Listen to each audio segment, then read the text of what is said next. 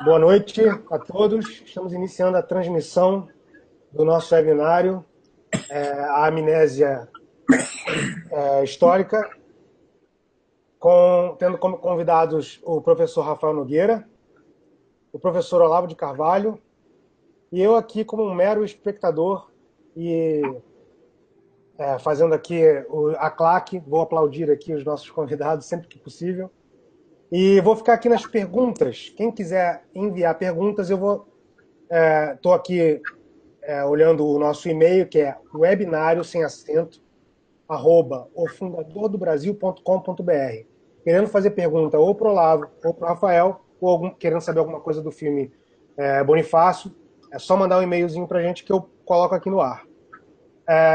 Rafael vai fazer uma introdução para a gente. Vamos deixar ele falando um pouquinho, depois a gente já emenda com o Olavo e segue adiante com o webinário.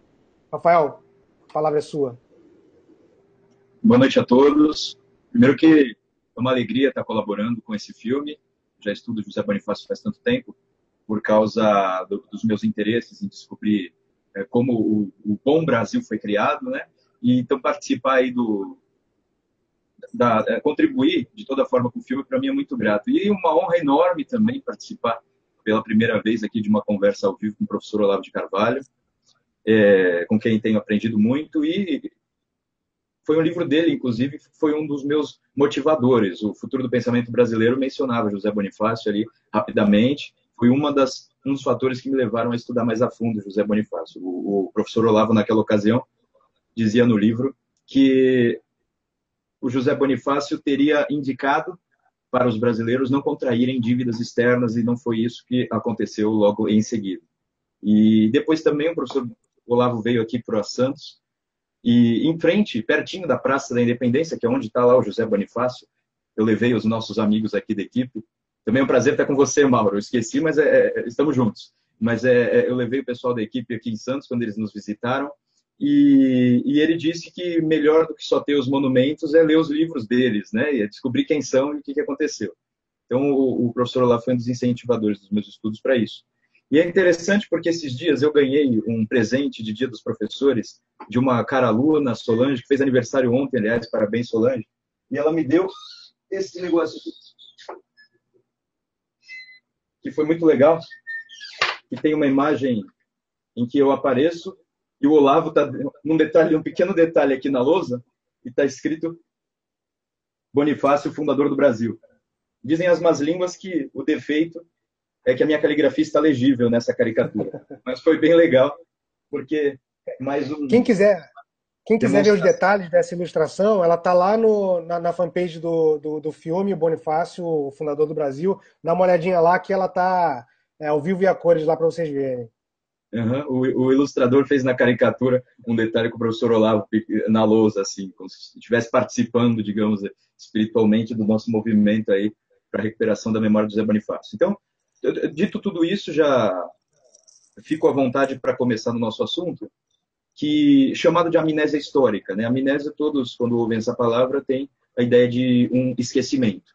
Mas mais do que um esquecimento, eu vejo que essa amnésia histórica, esse esquecimento do que foi a verdadeira história do Brasil ou do mundo, ela é de fato um fator de confusão, uma substituição por ilusões, por mentiras, por enganos, que fazem com que nós não vejamos a história.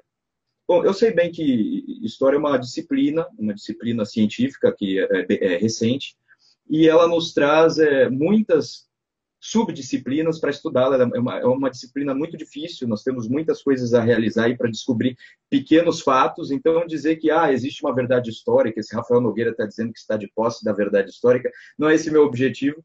O meu objetivo é simplesmente dizer que a gente precisa ter mais compromisso com as descobertas reais da história, para poder nos afastar das ilusões que transformam aqueles que estudam história simplesmente massa de manobra de pessoas que têm interesses nisso. Então, eu, como professor de escola, tenho visto muito nos livros didáticos, tem sido muito falado que os livros didáticos usam fatos históricos para os alunos se emocionarem de uma determinada forma e logo em seguida se transformarem aí em agentes, né? Agentes políticos, agentes sociais.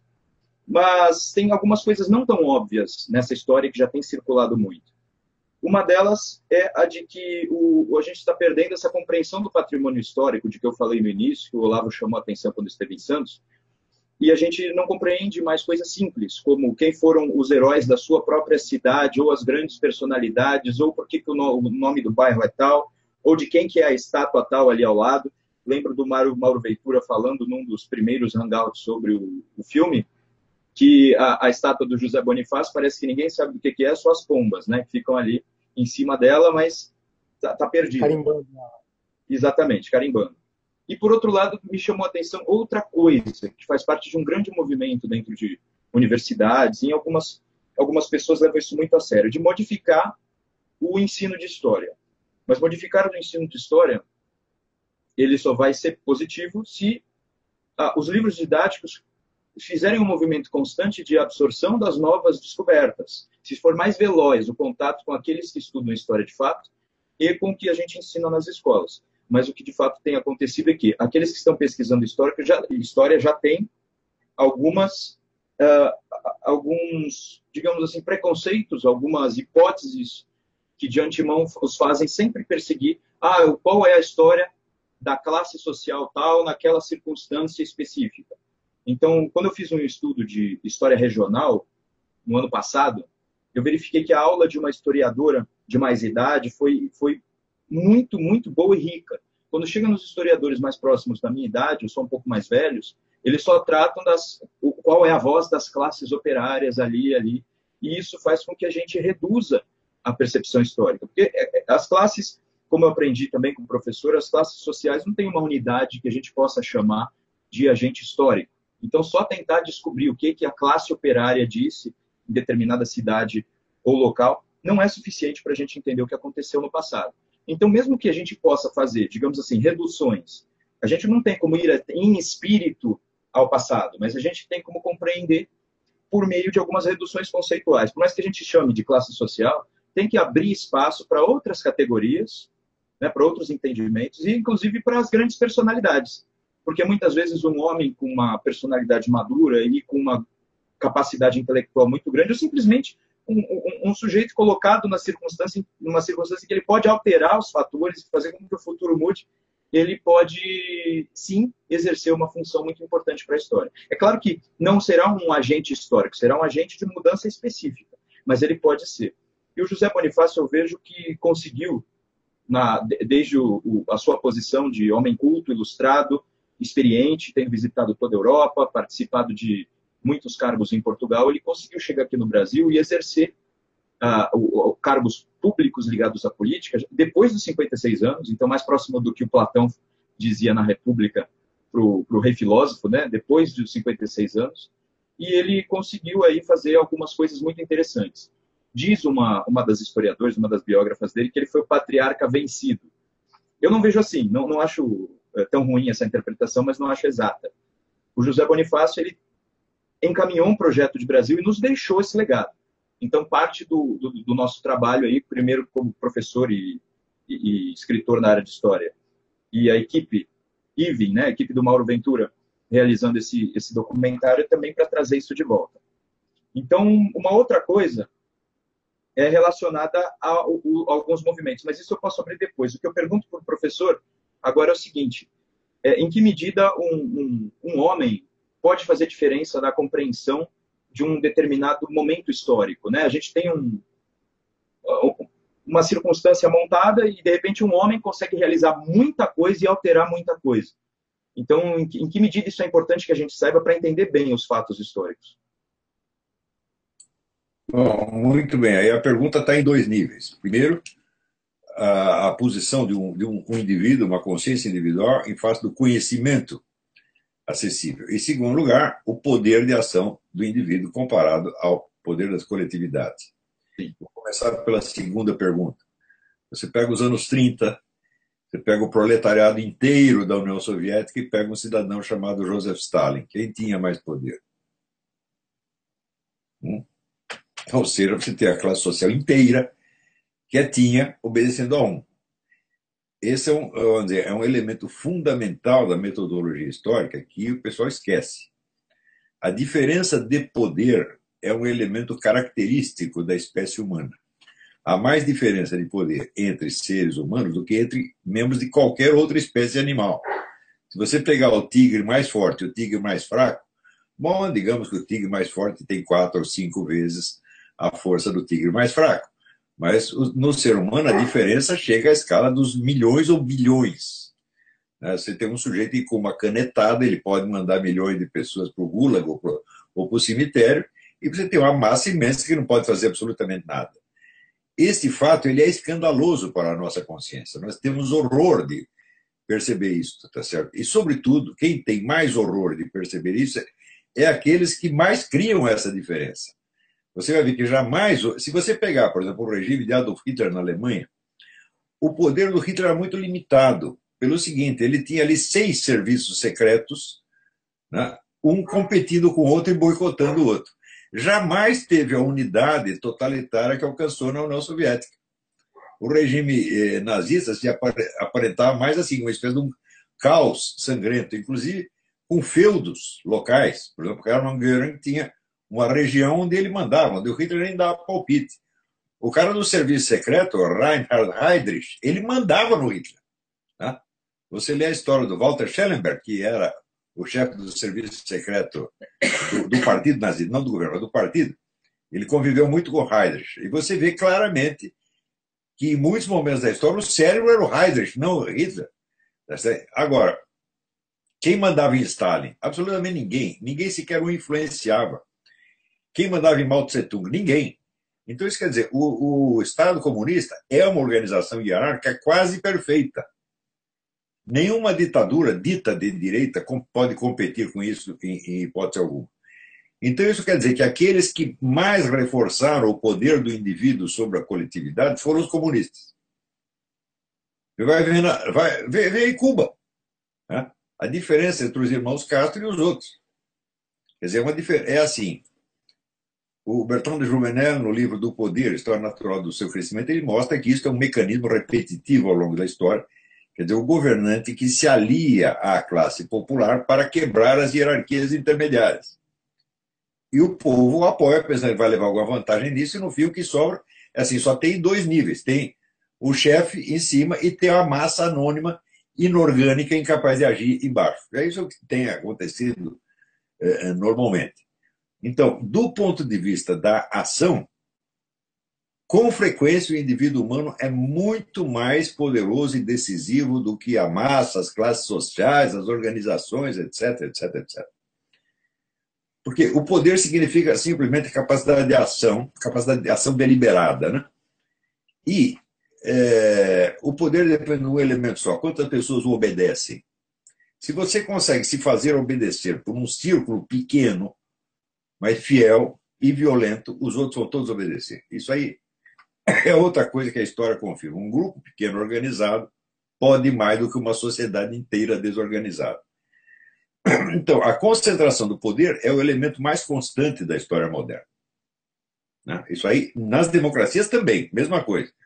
Se você vê o poder que hoje tem o Obama faz o que quiser, declara guerra sem consultar o Congresso, ele faz o que ele quiser. E não tem como se opor a ele. Todo mundo sabe que os documentos do Obama são falsos. Pergunto eu, quantos processos existem contra ele? Nenhum. Ninguém tem a cara de pau, ninguém tem coragem. Porque se você mete o processo, o juiz fica com medo e ele mesmo tranca o processo ali. Então, o poder desse indivíduo é uma coisa descomunal. Para a consciência humana, esse é um escândalo. Sobretudo porque, vamos dizer, o intelectual medíocre, ele gosta de imaginar que ele, no meio da massa dos seus iguais, é tão importante quanto o Napoleão Bonaparte ou o Stalin. Então, vê essa história. Quem faz a história são as massas anônimas, etc. Faz as massas coisíssima nenhuma. As massas anônimas só obedecem. Tá certo? É claro que elas têm uma importância na definição do estado geral da sociedade. Mas uma coisa é o estado geral, outra coisa são as ações específicas. Tá? Muito bem. Vamos à outra pergunta. Foi a primeira, na verdade. Qual é a possibilidade do indivíduo ter um horizonte de consciência superior, mais amplo do que a massa ou a sociedade inteira? Eu digo qual é essa possibilidade de 100%. O indivíduo sempre tem um horizonte de consciência mais amplo. Toda e qualquer descoberta importante é feita por um indivíduo primeiro e chega às massas depois. Você imagina, por exemplo, pega aí, sei lá, a teoria da relatividade do Albert Einstein. Foi todo mundo que descobriu ao mesmo tempo, foi contar para o Albert Einstein? Ou ele descobriu sozinho e teve que explicar para todo mundo depois? Isso é uma coisa tão óbvia que não deveria ser necessário, né? Essa história de dizer, por exemplo, como Marx dizia aqui, o proletariado tem uma consciência histórica maior do que a das outras classes. Tem coisíssima nenhuma. Eles nem sabiam o que é proletariado. Inventaram o proletariado virtual, que é representado por quê? Eles mesmos. Lenin era o proletariado virtual. Isso já na Revolução Soviética eles já confessavam. Não é o proletariado que faz as coisas, é o partido em nome do proletariado. De um proletariado que não existe ainda e que será criado depois pelo próprio partido. O Ernesto Laclau diz, que é o teórico marxista, talvez mais importante das últimas décadas, diz: a propaganda do partido cria a classe social que em seguida ele vai representar. Então, é simples. O poder dos indivíduos na história é um poder descomunal, imensurável. Tá certo? A diferença entre o Napoleão Bonaparte e o seu Zé Mané da esquina é a diferença quase do divino para o humano. Esses caras são deuses do Olimpo e nós somos apenas formiguinhas. Não é isso? Quando você vê, no caso da origem do Islã, Maomé concentra na sua mão um poder descomunal sobre toda a sociedade. E no próprio Corão está lá o versículo das formiguinhas. As formiguinhas que veio o carro de Alexandre o Grande se aproximando e diz: vamos nos esconder que o negócio vai passar em cima de nós. Então, Alexandre o Grande é uma figura do próprio Maomé. Né? O homem concentra todo o poder na sua mão. E assim por diante. É claro que existe uma história das coletividades, etc., mas essa é outra coisa. Ela se passa num ritmo muito mais lento do que a história das ações políticas. Né? Respondi? Sim, sim, perfeitamente. E uma outra coisa é a questão dessas falsidades e ilusões a que eu me referi no início. Um exemplo é esse. Quando eles quiseram, no início deste ano, alterar todo o ensino, não só o ensino de história, eles iam alterar a nova base curricular comum que o MEC estava propondo, e depois com esse novo governo aquilo deixou de acontecer e está sendo reformulado de uma outra forma. De qualquer modo, deu uma discussão muito ampla a respeito de o que deveria ser ensinado e o que não deveria ser ensinado. E em história, o que deixaram para ser ensinado o ensino médio tem 3 anos aqui no Brasil. Eram 2 anos de ensino que eles chamaram de mundos africanos e ameríndios, 2 anos para isso, e aí no último ano seria estudada a Europa e a Ásia, como se houvesse qualquer tipo de equivalência na formação cultural do Brasil, ou como se essa proporção estivesse correta. Mas não só há um problema na proporção, pelo que eu vejo. Nós não conhecemos suficientemente bem a África, isso é óbvio, eu admito, e temos que estudar, inclusive nós, professores de história, sabemos muito pouco, e isso está sendo realizado. Mas o que eu vi é que não era a proposta de ensinar bem a história da África, tanto que Egito não constava ali no plano. Né? Eles tinham retirado a importância do Egito Antigo e tinham colocado outras coisas. Então, eu me manifestei contrariamente a isso, dizendo que eu não ensinaria dessa forma, eu me negaria a ensinar, e se me obrigasse, eu preferiria ir vender churros ou fazer qualquer outra coisa. E aí houve uma enxurrada de xingamentos, ameaças de morte, aquelas coisas que a gente sabe que acontecem. Mas no meio dessa discussão eu quis entender melhor, convenci com alguns líderes, digamos, do adversário, depois, é claro, né, de brigar com todo mundo e resolver as coisas de acordo com o que elas deviam. Mas aqueles que abriram o diálogo, eu quis entender o que vocês pensam. Daí disseram que o ensino atual é eurocêntrico, já sabemos, essa crítica é velha, né, de que é eurocêntrico, e eles queriam trocar para o ensino afrocêntrico, porque o Brasil é, em sua maioria, negro. Eu não vou entrar nisso, porque o IBGE tem métodos que só ele conhece, né, para averiguar isso daí. Uma sociedade tão miscigenada, chamar de predominantemente negra, eu acho muito confuso. De qualquer maneira, eles viram isso como uma necessidade de transformar o ensino em afrocêntrico. Então, aí é um problema. Agora, o que eu coloco? Eles diziam que o ensino é eurocêntrico. Mas o que nós sabemos bem da Europa mesmo? Só a história das generalidades. Porque a história de Portugal é totalmente desconhecida aqui no Brasil, sendo que o Brasil foi Portugal por muito tempo. Então, nós temos aí uma falsificação total. É chamado de ensino eurocêntrico, mas a gente não conhece a história de Portugal.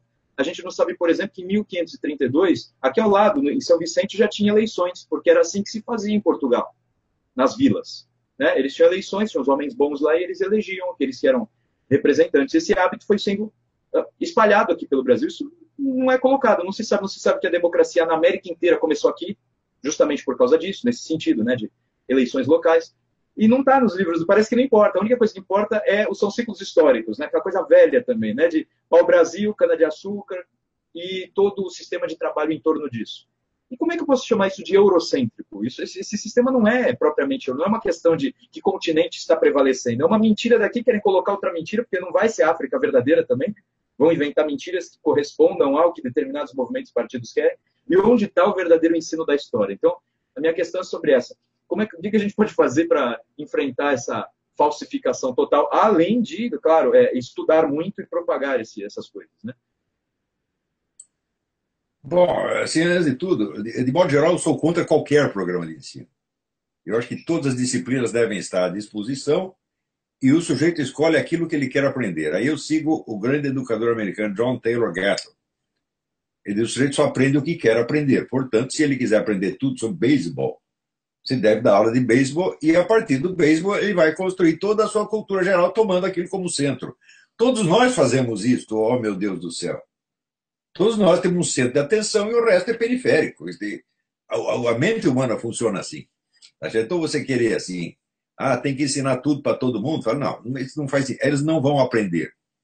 Eu lembro claramente que no ginásio eu tinha certos focos de interesse, que eram a aula de latim, a aula de francês e a aula de biologia. Era só isso que eu prestava atenção. Aqui eu tirava 10, nos outros eu tirava 0, porque os outros não me interessavam. Na verdade, era por simpatia pessoal para com os professores, e não por interesse específico, mas eu gostava daquelas aulas. O meu cérebro funciona assim, e eu tenho certeza que o cérebro de todo mundo funciona do mesmo modo. Se você pegar o Stephen Hawking, vamos interrogar o Stephen Hawking, vamos ver a cultura literária do Stephen Hawking. Ou a cultura histórica é obviamente deficiente em comparado com a cultura matemática e física que ele tem.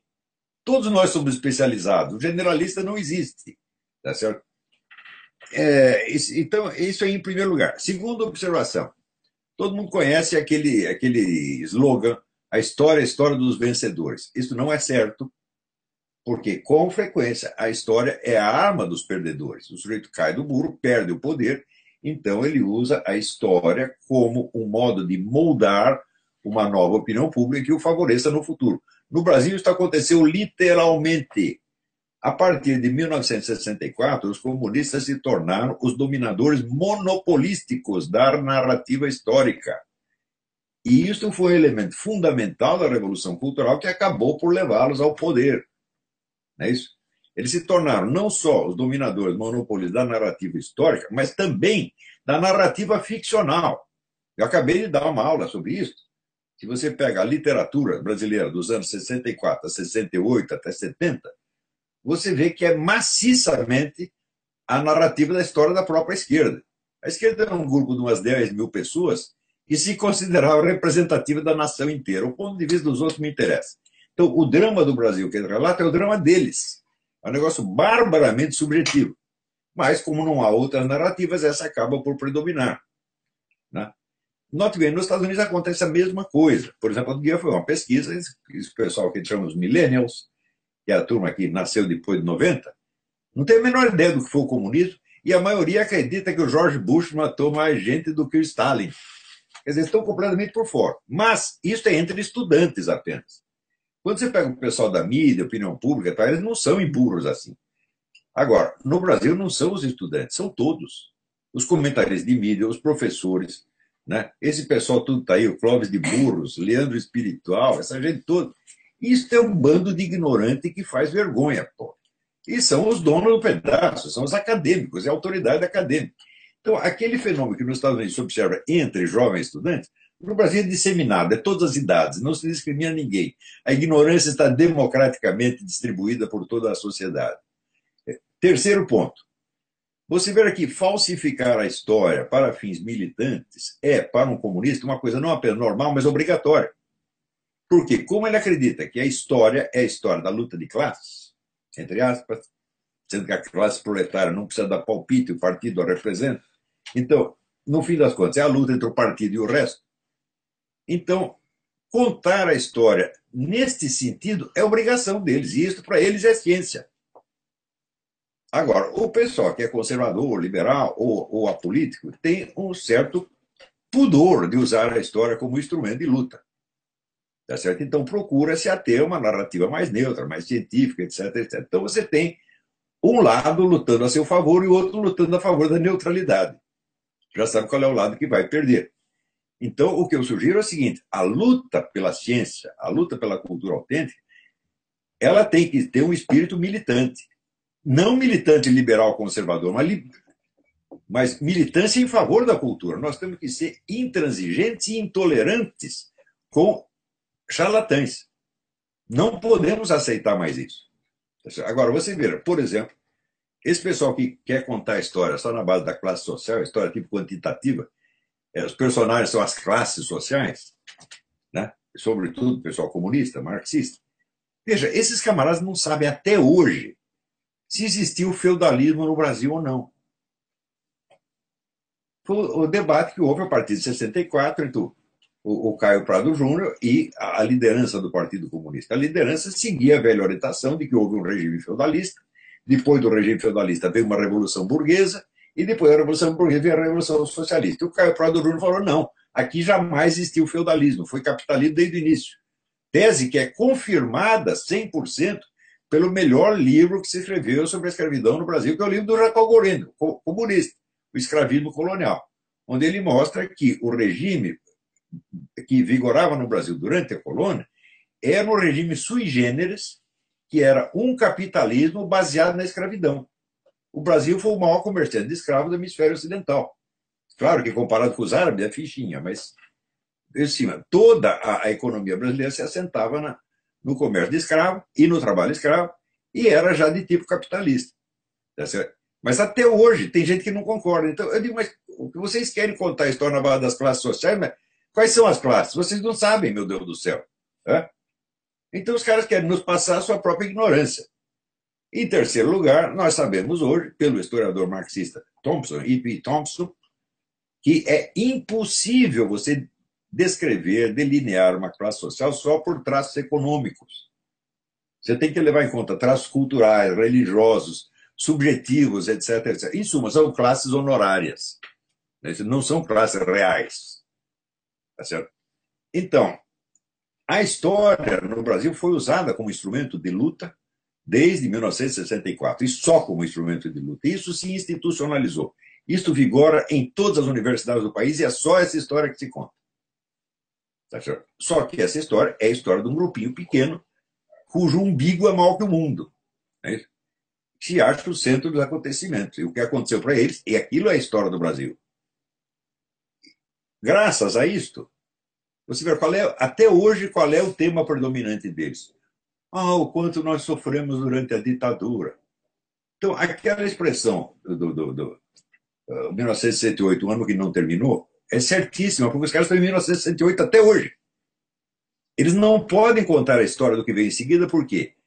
No que vem em seguida, o agente não são mais os milicos, o agente são eles. Eles são os criadores do estado de coisa, e o estado de coisa é catastrófico. Então não pode contar, tem que esconder.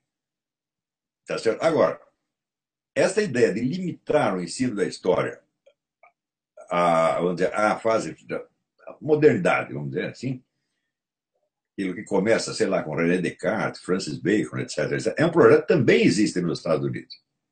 Né? E acontece o seguinte: esta é justamente a fase onde, como disse Schelling, o pensamento caiu para um nível pueril. Você compara os grandes filósofos da modernidade, como Descartes, ou Hobbes, né, ou Maquiavel, aos filósofos antigos, de fato são pueris. Eles não entendem certas questões elementares, mas têm uma influência muito grande e podem ser usados para fins políticos, têm importância política. Tá certo? Maquiavel, se você leu o meu livrinho sobre Maquiavel, o mínimo que eu posso dizer de Maquiavel é o seguinte: Maquiavel era uma besta quadrada. Ele entendia tanto de política que ele sempre apostava no partido perdedor e só se ferrava. E vem da fórmula do poder, que é uma coisa que ele nunca teve e que ele não sabe como funciona. Vamos dizer, a fama de Maquiavel é uma vergonha para a espécie humana inteira. É a mesma coisa que o sujeito escreveu um livro de matemática, todas as contas estão erradas. E ele quer ensinar para todo mundo. Maquiavel é isso, não passa disso. Quer dizer, era um homem que vivia de fantasia. Era um sujeito derrotado, né? Ele é uma espécie de Fernando Haddad, tá entendendo? Né? É um cara que está lá no fundo do poço, ferrado, e querendo ensinar para os outros a forma do sucesso. Está lá um mendigo na rua com a canequinha pedindo moeda e ensinando a forma do sucesso. Isso é Maquiavel. Que vergonha, gente. Como é que vai levar a sério um cara desse? Aquele negócio, você não pode consultar, né, advogado ladrão, médico doente, economista pobre. Mas vou consultar o Maquiavel. Ah,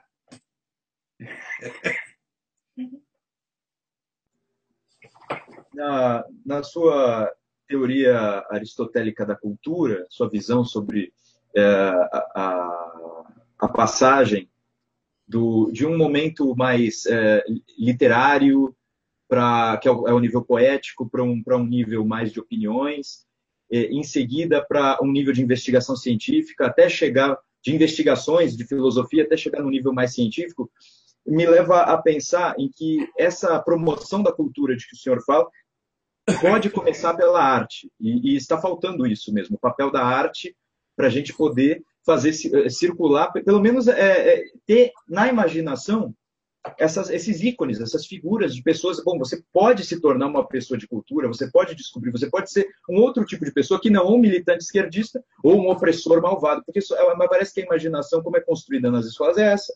Ou você é a pessoa boazinha, que se vincula a algum tipo desses movimentos, ou você é mau, você é um cara opressor, e aí os opressores tentam entrar numa outra narrativa que está se transformando em algo parecido também, está se transformando num cacuete, numa coisa errada. E eu me lembrei disso porque também o Netflix veio me indicar esses dias um filme indicado especialmente para você, Olga. Eu fiquei assustado, né? Quem devo ser eu para receber esse tipo de indicação?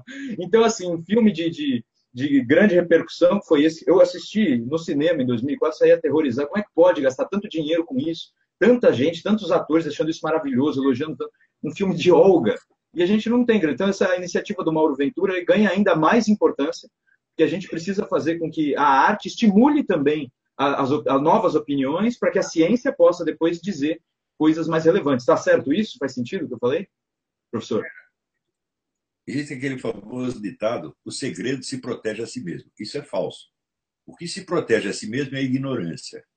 O sujeito é ignorante, ele não pode saber que ele é ignorante, meu Deus do céu. Então, hoje em dia, o que acontece? Aberrações não é entre estudantes, não é entre é entre professores universitários, senadores, governadores. Outro dia não apareceu o pastor Silas Malafaia, eu não tenho nada contra o Silas Malafaia, mas ele disse assim: a reforma protestante criou as universidades. Ah, pelo amor de Deus, as universidades existiam faz pelo menos 300 anos, foi a Igreja Católica que criou todas. Não é isso? 300 anos antes. Daí aparece outro dizendo: a Igreja Católica não faz análise exegética. Eu digo: não, ela não faz, foi ela que inventou isso aí, pô. Né?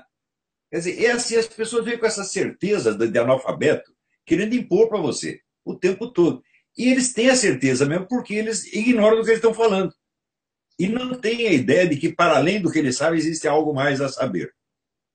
O que as pessoas querem impor aos outros é isso. Se você só conta a história a partir de uma certa data, você perde a perspectiva da escala humana.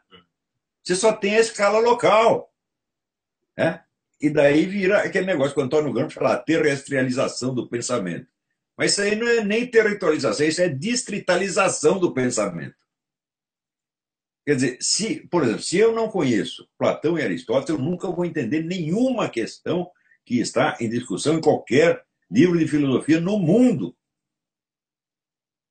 E esse pessoal quer fazer exatamente isso, porque isso é a sua própria glorificação.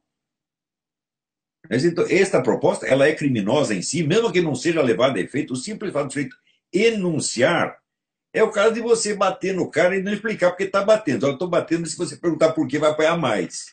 Como fazia o meu amigo Otto. Né?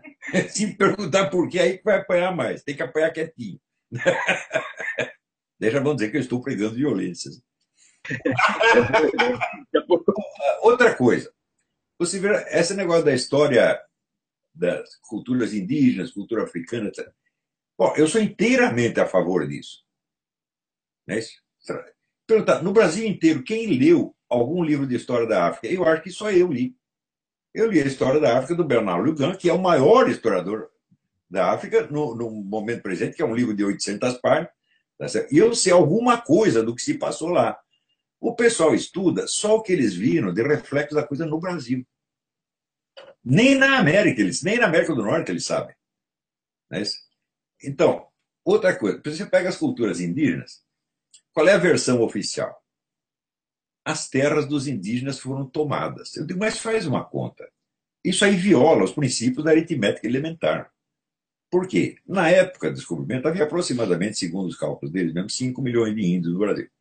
5 milhões de índios não é suficiente para ocupar o território da Grande São Paulo.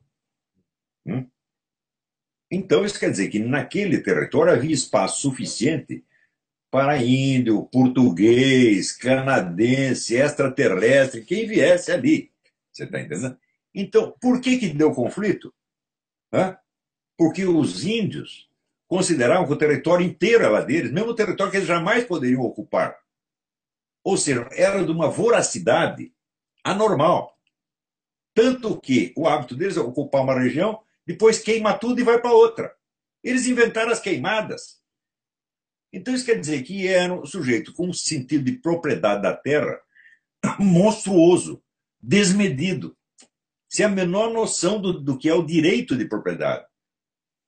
Eles se consideravam o centro do mundo. De repente chega um português que quer um pedaço, não, nem um pedacinho, nem uma pedrinha para você. Então a história que o pessoal está contando é o contrário. O português não entrou aqui para tomar a terra nenhuma do índio, mas para ocupar a terra que o índio não ocupava.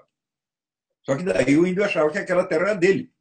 Então, isso está sendo contado de uma maneira tão invertida, tão monstruosamente invertida, mas todo mundo se acostuma. Olha, quando uma coisa é absurda, você não pensa que ela provoca dúvida. Ao contrário, o absurdo tem mais credibilidade imediata do que a verdade, pelo simples fato de que ele desnorteia o ouvinte. Então você repete o absurdo, as pessoas acreditam. Por que é absurdo? Acreditam por que é mentira. Você perguntar quantas pessoas têm o senso da verdade, ninguém tem o senso da verdade se não aceita e não busca a contradição. Porque a mente humana funciona por contradições.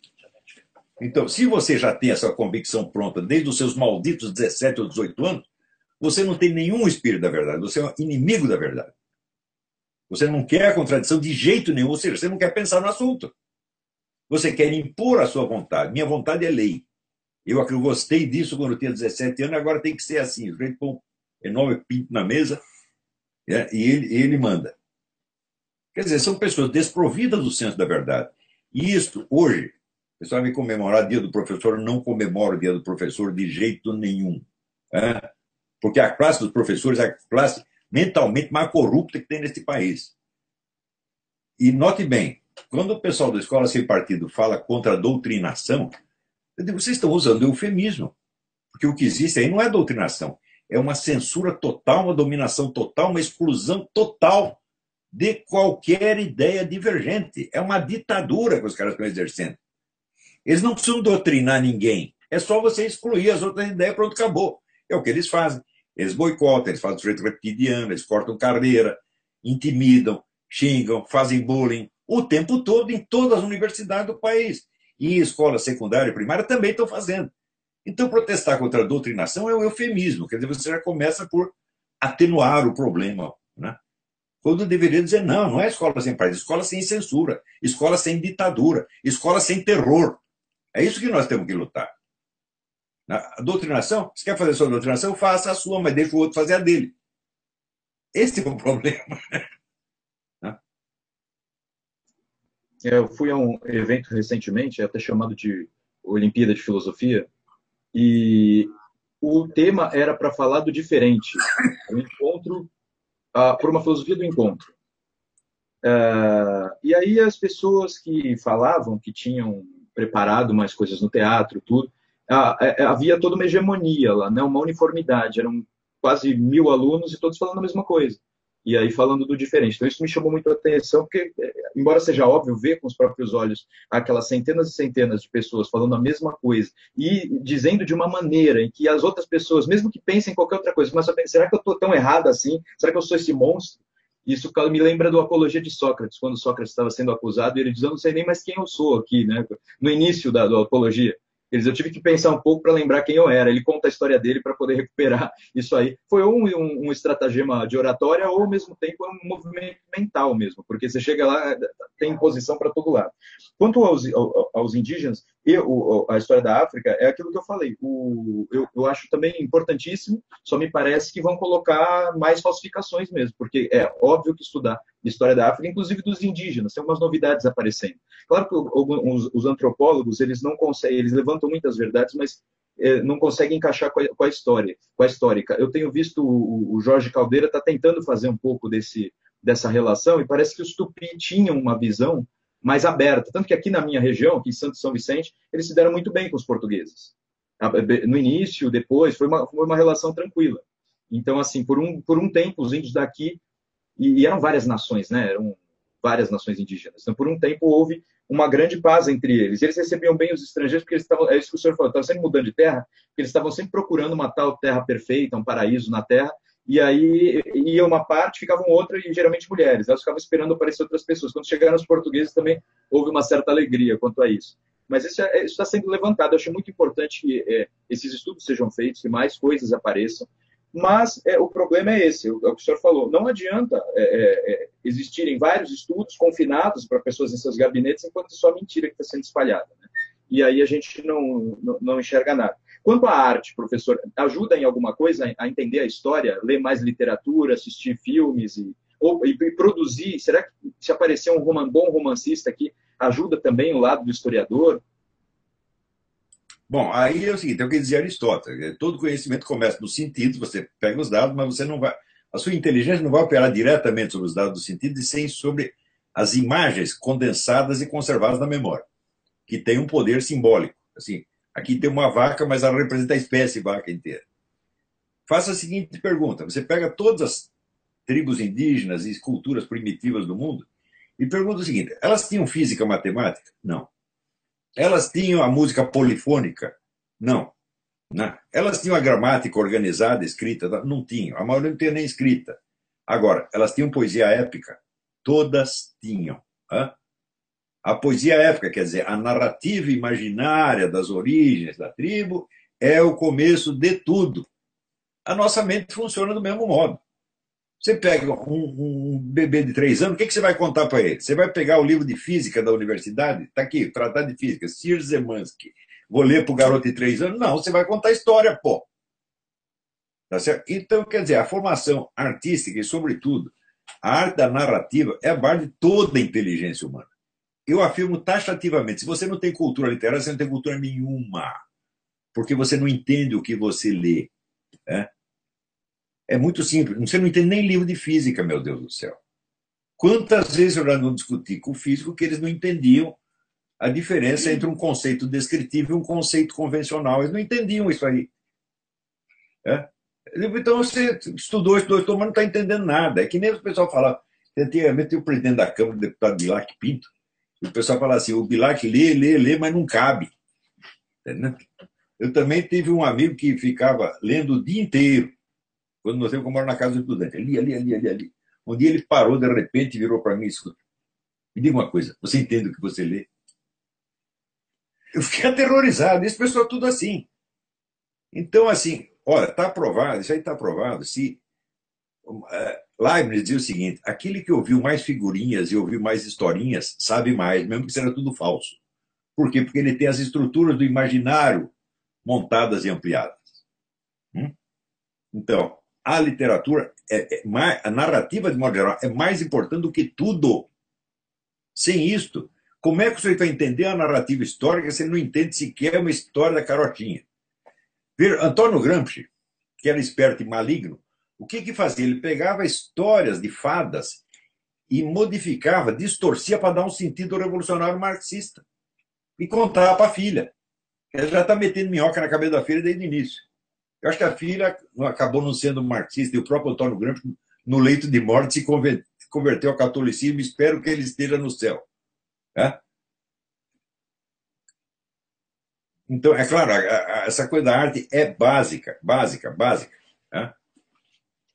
Queria aproveitar a deixa, se o Rafael me permite a intervenção. O professor falou da importância da Igreja Católica, né? De, da criação das universidades ter passado pela história da própria Igreja. E eu estava pensando nisso quando chegou aqui uma pergunta do nosso padre Luiz Filides, e que vem bem a calhar com o que eu estava pensando. A gente, o Rafael falou agora sobre a arte, né? O quanto a arte é importante para esse resgate de uma verdade histórica esquecida. Mas a gente vê também que, de certo modo não, na realidade, né, a coisa da alta cultura ter, ao longo da história, sempre um respaldo na religião, né? E o que a gente vê hoje em dia é os filmes, quando mencionam religião de alguma forma, é um arremedo ou alguma coisa caricatural, algo que isole a religião da realidade que a gente vive. Como é que a gente consegue fazer um resgate, obviamente, um resgate de uma história verdadeira que passa por um filtro da alta cultura, sem a gente ter esse respaldo na religião, que hoje em dia está tão degradada, né? Note bem, quando você vai na missa, o que acontece? Você reencena a última ceia. Você está fazendo de novo. Agora, quando o pessoal diz, mas isso é apenas simbólico, eu digo, você não sabe o que é um símbolo. Eles confundem símbolo com alegoria. Alegoria é uma comparação onde uma coisa não tem nada a ver com a outra. O símbolo é algo onde há uma relação intrínseca entre o significado e o símbolo. Então, você dizer, a última ceia é simbólica, sim. Mas quando Cristo diz, pega o pão e diz, este é o meu corpo. Ele não diz, isto significa o meu corpo. Isto simboliza o meu corpo. Ele diz, isto é.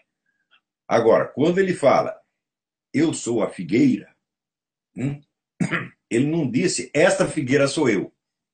Ele sou a figueira em geral. Então é uma comparação, uma figura de linguagem. O pessoal não sabe distinguir nem isto. Quando é uma afirmação literal, concreta, e quando é uma figura de linguagem. Então, se não desenvolveu este senso da linguagem, você não vai entender, não é que você não vai entender a religião, você não vai entender coisa nenhuma.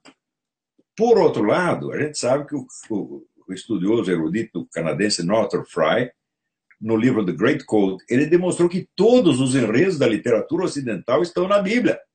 Ou seja, a Bíblia tem o conjunto dos esquemas de vida possíveis. Tudo o que pode acontecer está lá de algum modo.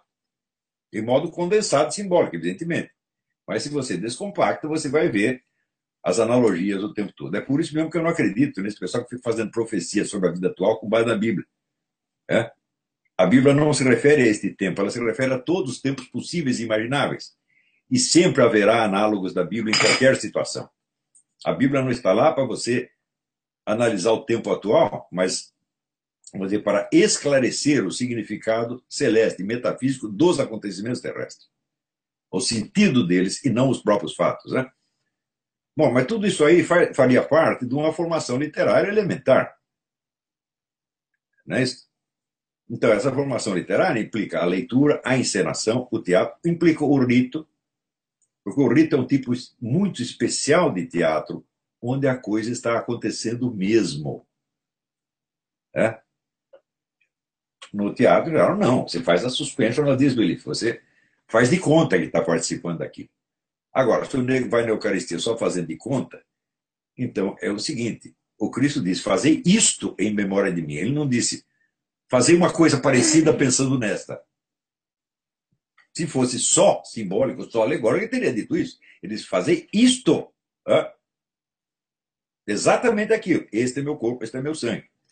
Então as pessoas precisam aprender a distinguir certo? O que é um sentido alegórico, do que é um sentido literal, do que é um sentido simbólico, mas elas não sabem. Tudo isso já estava explicado na exegese medieval no tempo de Dante. Dante escreveu sobre isso, explicou tão bem os 4 sentidos da Bíblia. O pessoal não pegou isso até hoje, meu Deus do céu. E não é que eles não entendem a Bíblia. Se você contar a historinha de índio para eles, também não entendem. Se você lê uma poesia, eles não entendem. Então tem que treinar as crianças desde o início para pegar a sensibilidade literária, auditiva. Você vê os novos poetas brasileiros que estão aparecendo, tem muitos que têm talento, só que eles não têm ouvido. Eles não sabem nem contar sílaba, meu Deus do céu. perde a musicalidade da coisa, tá entendendo? E, então, o que você vê no Brasil é uma devastação da inteligência verbal, que é uma coisa horrorosa. Outro dia alguém me perguntou, o que você acha da poesia popular repentista nordestina? Eu falei, qualquer repentista nordestino tem uma riqueza verbal infinitamente superior de qualquer professor universitário brasileiro. Né? Então, nós temos que ir lá aprender com o cantador nordestino. Porra, né? Ele sabe, ele conhece a língua. O vocabulário do cara é imenso. E a capacidade de apreender métrica e rima é quase instintiva. É com isso que tem que aprender agora. Se a criança, nasce ouvindo funk, cresce ouvindo funk, ela nunca vai pegar nada disso.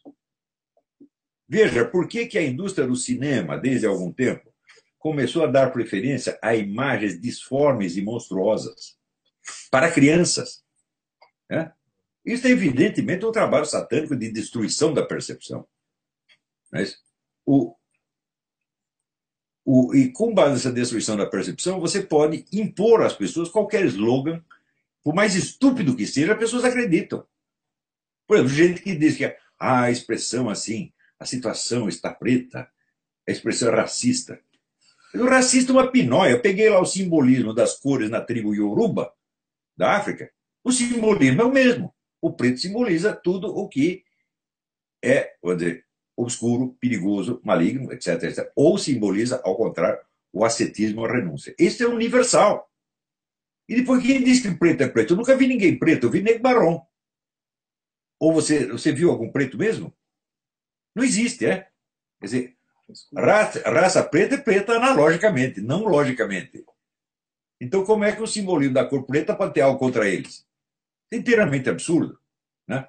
Outra coisa, outra falsificação histórica monstruosa. Quem foi que introduziu a escravidão na América?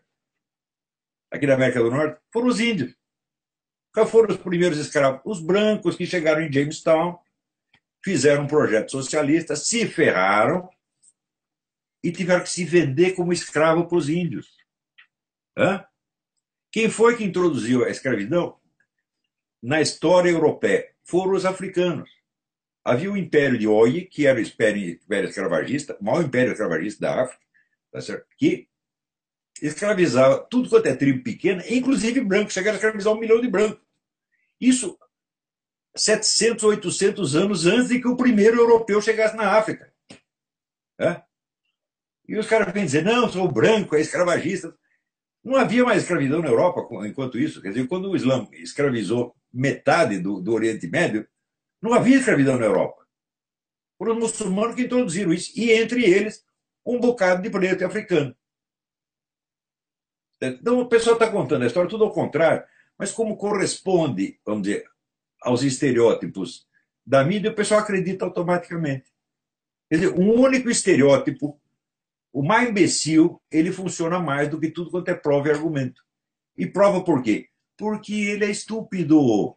E é mais fácil acreditar numa estupidez, porque ela é sempre unívoca, do que, na verdade, porque ela dá sempre trabalho, ela é contraditória, ela está cheia de mediações. Me expliquei? É interessante que a formação do... Quer falar, Mauro? Não. Só estava afirmando aqui que a explicação foi o suficiente. A formação do José Bonifácio, ela está de acordo com esses itens que o senhor tem dito. Ele teve uma formação literária muito sólida, né? Antes de ir para a universidade, aqui no Brasil, aqui em Santos, São Paulo, ele, principalmente em São Paulo, com o Frei Manuel da Ressurreição, ele teve uma formação muito grande. E aprendeu francês, e aprendeu muita coisa. Claro que os detalhes todo mundo vai poder ver no documentário. De qualquer forma, esse estudo que ele teve fez com que ele fosse posteriormente tradutor de latim e de grego e indicava a leitura dos clássicos antigos, em geral, para ampliar a inteligência. Ele era um cientista, né? Ele ficou famoso como cientista da mineralogia, da geologia. E, ao mesmo tempo, ele dizia, para não ficar viciado nos nomencladores, ele chamava de nomencladores os termos técnicos da ciência que ele estudava. Eu preciso ler os grandes autores, até para melhorar o estilo. E, por outro lado, ele indicava também para essas questões de inspiração e de... Tem alguém em quem você se mirasse? A gente não tem na nossa mente, na nossa imaginação, outros modelos de vida, fica muito difícil planejar a vida de outra forma. Então, ele dizia muito para ler Plutarco, ele gostava muito de ler as vidas. Então, desse modo, as biografias, depois de uma formação literária, as biografias são muito interessantes, professor. O José Bonifácio indicava muito a leitura do Plutarco, né? Eu não sei se as biografias são realmente também interessantes. Eu sou viciado em biografia. E aí eu costumo indicar para os meus alunos fazer até grupos de leitura de biografias. Eu também sou viciado nisso. Eu leio biografia que não acaba mais. Tá certo? Agora, você vê, não existe historiografia sem o modelo da narrativa ficcional. Os historiadores não inventam técnicas narrativas, eles copiam dos romancistas e poetas épicos, que são as únicas que existem. E a única diferença é o seguinte, que a narrativa imaginária ela é completada na imaginação do leitor, e a narrativa histórica é completada em documentos e testemunhos, que nunca abrange a totalidade do acontecido. É impossível você documentar todos os passos de qualquer acontecimento. Então, o que faz? O historiador tem que colar certos pedaços da narrativa por meio da imaginação. É uma imaginação cientificamente controlada, mas é imaginação também. Isso não quer dizer que a história seja pouco científica. Isso quer dizer que a poesia, a literatura é científica. Como já dizia Aristóteles. Aristóteles dizia, a poesia é mais verdadeira do que a história. Porque a poesia conta o que poderia ter acontecido. Ora, sem o esquema do que poderia ter acontecido, você não entende nada do que aconteceu. Portanto, a ciência histórica inteira é devedora da literatura e da poesia. Tá certo? Então, isso não quer dizer que o historiador esteja livre para inventar qualquer coisa. Não, ele só está livre para inventar onde ele não tenha um documento. Então, existem passos, por exemplo, se você pega a história da Batalha de Waterloo, eu acho que o acontecimento principal da vitória da Waterloo, quando Napoleão manda um general perseguir uns prussianos que estão em fuga, e o sujeito persegue um pouquinho, depois, em vez de voltar para reforçar o exército francês, não, ele continua perseguindo, os caras dão uma volta para chegar pelo outro lado do campo de batalha, e aí Napoleão perdeu. O que se passou na cabeça desse general? Ninguém sabe. Mas algum raciocínio errado ele fez. Nós temos o direito e o dever de conjecturar, porque senão não entendemos o que aconteceu. Não é isso? Agora, vamos voltar mais ao José Bonifácio. Você falou da educação do José Bonifácio. Ora, essa educação era comum a toda a elite política governante do tempo do Império. Se você lê aquela narrativa do Machado de Assis, o Velho Senado, e você vai ver o tipo de pessoas que eram senadores e os discursos que os caras faziam. Quer dizer, é uma coisa que parece, comparado com o Brasil de hoje, parece que está falando de Atenas, da Universidade de Paris, do século XIII.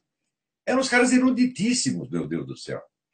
Você pega um monte de figuras importantes do Império, você pega o próprio Zé Bonifácio, Bernardo Pereira de Vasconcelos, o Padre Feijó, depois, mais tarde, Joaquim Nabuco, Oliveira Lima, depois, no começo da República, Rui Barbosa. Meu Deus, o que aconteceu com esse país? Que agora você tem o Lula, a Jandira Fegali, né? E o Marcelo Freixo, né? O que é isso? O que aconteceu, meu Deus do céu? Aconteceu que esta turminha comunista tomou o poder e transformou toda a cultura num instrumento a favor do seu partido e nada mais. Para quê? Para chegar no governo e poder roubar dinheiro para quê? Para aumentar o poder do partido. Aumentar o poder do partido é o único mandamento que um comunista segue. Claro que ele também leva algum. Leva 10%. Né? Às vezes mais. Então, mas roubar para o partido é obrigação. Portanto, era previsível que o PT ia fazer tudo o que fez quando chegou ao poder. Eu disse que ele ia fazer. Você quer saber o que é corrupção? Espera o PT chegar no poder. Quer saber o que é entreguismo? Espera o PT chegar no poder. Aconteceu. Por que eu digo isso? Porque eu estudo essa porcaria. Eu estudo isso há 50 anos, meu Deus do céu. Daí chega um sujeito e diz, eu acho o quê?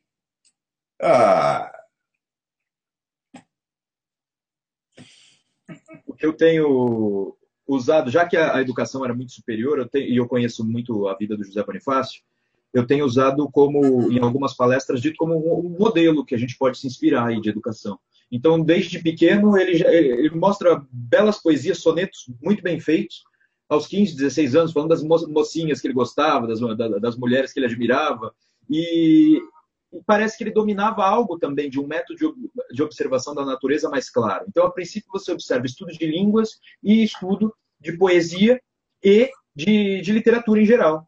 Ao mesmo tempo que se aprendia muito também com questões de religião, né? Por causa ele aprendia sempre com padres, no caso aqui, escolas jesuítas, ou com os familiares que eram padres, e lá em São Paulo com o Frei. E, ao mesmo tempo, um pouco depois disso, ele lá, já estudando Direito e Filosofia, que filosofia na época era ciências em geral, e, ao mesmo tempo, um pouco de história e um pouco do que a gente chama de filosofia hoje. Então, lá na Europa, ele escreveu o que se chamava memórias, né? Hoje em dia a gente chama de artigos científicos. Ele escreveu algumas memórias sobre coisas aqui do Brasil, como diamantes e a pesca das baleias. Como é que ele ia saber tudo isso se ele não tivesse feito, aos 16 aos 18 anos, observações muito inteligentes aqui mesmo no Brasil? Então, ele já tinha uma formação literária, era poeta, né? Poeta, sim, estava arriscando, ele se torna poeta, ele publica o livro de poesia muito depois no exílio, mas ele já sabia fazer, tem poemas dessa idade, e chega lá e consegue descrever os diamantes, porque o pessoal na França dizia que a produção da natureza aqui na América era inferior. E aí ele provou lá que os diamantes não eram daquele jeito, era de outro. Ao mesmo tempo que a pesca das baleias, ele mostrou que aquilo não era nem bom para a natureza e nem economicamente inteligente. Estavam pescando as fêmeas e os filhotes. Então, isso tudo ele fez unindo uma formação que a gente pode chamar aí de tradicional e clássica com uma formação mais iluminista, né? De característica da época também, de saber observar a natureza e colocar ali naqueles modelos da época. E uma vez eu ouvi o senhor falar que uma das coisas que aconteceu aí nos Estados Unidos de bom e que nos outros lugares não tanto, foi uma certa harmonia entre essa cultura cristã tradicional com a cultura iluminista e científica. Eu acho que no José Bonifácio isso funcionou bem, sim. Ele conseguiu ter isso. O problema é que não espalhou, exatamente, não era um dado da sociedade. Mas nele ele conseguiu, ele tinha essa formação clássica, literária, religiosa, e ao mesmo tempo foi um grande cientista, né? Então, em que medida isso também foi para essas pessoas que estão querendo ser intelectuais, para os seus alunos, para as pessoas que querem se inspirar nesses grandes homens, faz sentido isso, unir essa formação clássica e tradicional com também aspectos científicos? Isso faz todo sentido. Eu digo, se você não tem a formação clássica, literária, você nunca vai entender nada. Nem mesmo um livro de física. Porque você não tem o peso das palavras e, portanto, você não sabe, vamos dizer, a dimensão e os limites de um conceito científico. Por exemplo, quando eu digo para as pessoas, nenhuma ciência estuda fatos concretos, as pessoas levam um susto, elas ficam, vocês estão ofendendo a ciência. Eu digo, a ciência não pode estudar nenhum fato concreto, porque o fato concreto é o fato tomado, vamos dizer, na sua essência e na totalidade dos acidentes que a cercam. Isso não é acessível ao estudo científico. Isso só é acessível à referência analógica, simbólica. Agora, se o cara não tem ideia do que é a referência analógica e simbólica, ele não entende o alcance do conceito científico, ele acha que aquilo é uma descrição do fato concreto. Digo, não existe ciência do fato concreto, só existe ciência do fato abstrato, meu Deus do céu. Quer dizer, o fato separado, vamos dizer, de todos os elementos que não digam respeito à lei constitutiva que o cientista está querendo descobrir. O que é ciência? É a redução do conjunto de fenômenos a uma determinada constante que possa ser idealmente expressa em matemática. Tá certo? Então, a primeira coisa que ele faz é separar do fato concreto os aspectos que não dizem respeito à pergunta que ele fez. Por isso que esse laboratório. Por isso mesmo que existe laboratório, para você isolar certos aspectos. Agora, a pessoa que acredita que a ciência tem conhecimento do fato concreto, olha, não dá nem para bater, porque se você... Olha, não adianta dar uma chinelada na bunda, porque os caras não sabem onde está a bunda.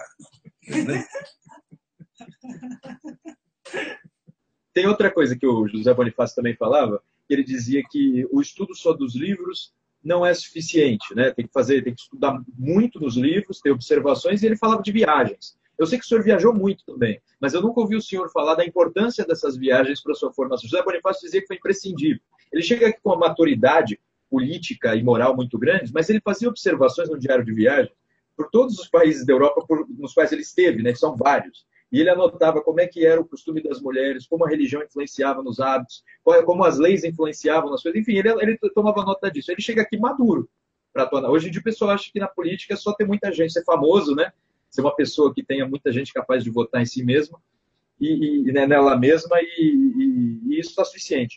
No caso do José Bonifácio, para ele, assim, eu estou falando nele como político, mas não só como político, como intelectual, como pensador, a formação intelectual. É importante também viajar, ver outros povos. Isso é importantíssimo, mas depende do que você vai procurar lá. Se você vem aqui para você ir a Miami, né, no shopping center, não adiantou nada, meu filho. Né? Então, isso eu sempre gostei muito de viajar. Tá certo? Mas o que eu gosto de observar nos países que eu estou visitando? Eu gosto de observar o povo nas ruas, sair, puxar papo, conversar, ver a cabeça deles. Eu fui a Paris uma infinidade de vezes, eu nunca fui no Louvre. Né? Eu ia no bistrô da esquina para conhecer pessoas e conversar. Porque o Louvre, eu compro um livro do Louvre, está tudo lá. Agora, as pessoas não estão à sua disposição, só estão lá. Mesma coisa eu fiz na Romênia. Tá certo? Mesma coisa no México, no Peru. Então, conhecer a vida das pessoas e conhecer com simpatia, com amor. Então, são pessoas educadas numa outra língua, numa outra circunstância, que pensam de maneira completamente diferente de você. Então, você apreender o modo delas verem é você enriquecer você mesmo, você adquirir um novo. Na França, eu percebi assim, a tremenda importância que eles dão à língua nacional. Você quer ser maltratado na França? Fala inglês com ele. Agora, se você fala um francês horrível, eles reconhecem o seu esforço. Então, o francês não é racista, ele é linguista, ele tem um preconceito linguístico. Sei que n'est pas français, n'est pas bon. Né? Então, você tem que falar francês de qualquer jeito. Né? E assim por dentro. Por exemplo, os romenos. Né? Os romenos têm uma inteligência linguística que é um negócio absurdo. Um dia estou eu lá numa barraquinha comprando cigarro e tem uma menininha dos 15 anos do outro lado. E ela me ouviu conversar com meu amigo e ela achou que fosse espanhol, começou a falar comigo no espanhol perfeito. Eu digo, Raiz, onde você aprendeu isso? Ela disse, vendo novela mexicana na televisão. Eu falo, você não tem uma gramática espanhola, não tem um dicionário? Não, eu nunca tive. Quer dizer, eles têm um talento específico para isso. Por que a Romênia é tão importante? Porque eles absorvem toda a cultura europeia, enquanto as culturas, por exemplo, o francês, só lê coisa que o francês falou.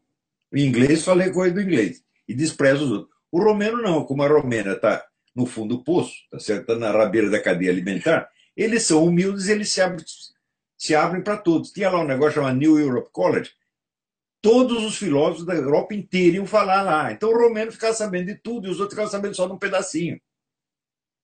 Um país pobre, para saber o que é pobreza, sabe onde eu fui saber o que é pobreza?